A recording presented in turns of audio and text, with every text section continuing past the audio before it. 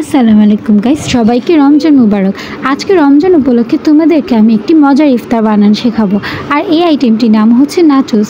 Nachos আসলে আমাদের সবার অনেক প্রিয়। নাচোস বানানোর জন্য আমরা সর্বপ্রথম পেস্ট্রি শিট নিয়ে নিয়েছি, আর এগুলোকে নাচোসের শেপ করে কেটে নেব। আমরা অনেক পাতলা, যেহেতু এটা খেতে অনেক মুচমুচে হয়, আর সুন্দর আমরা একটা ট্রায়াঙ্গেল শেপ দিয়ে কেটে নেব, যেন এটা দেখতে পুরাই নাচোসের চিপসটার মতোই হয়।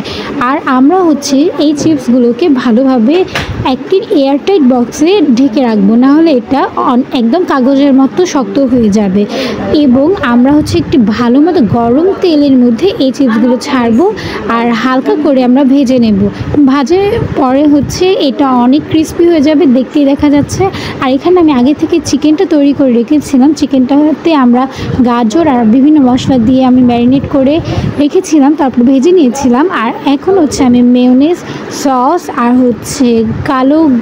কালো মরিচ, তারপর ভাজা জিরা, তারপর ধনে গুঁড়া, আর হোয়াইট পেপার, আর বিট লবণ, এগুলো আমরা সব কিছু দিয়ে ভালো মতো একটি মিক্স করে এটাকে আমরা ভালো একটা পুর বানিয়ে নেব, যেটা নাচোসের পুর।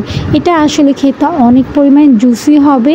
যেহেতু এইটার মধ্যে একটু লাল মরিচ দিয়ে দিচ্ছি, কারণ আমাদের লাল মরিচটার ফ্লেভার খুব ভালো লাগে, তাই আমরা দিয়ে চিপসটার উপর এটা আমরা ভালো মতো দিয়ে দেবো, তার যেন প্রতিটা বাইটে আমাদের চিকেন খেতে পাওয়া যায়।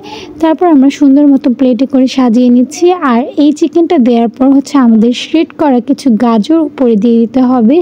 গাজর দেওয়ার পর আমরা চিজ দিয়ে দিচ্ছি। তোমরা চিজ বা পনির, যেটাই ইচ্ছা তোমরা দিতে পারো, দুইটাই অনেক ভালো টেস্ট আসে। হয়তো চিজ দাও, নয়তো পনির দাও, অনেক মজা হয়। আর আমাদের নাচোস রেডি।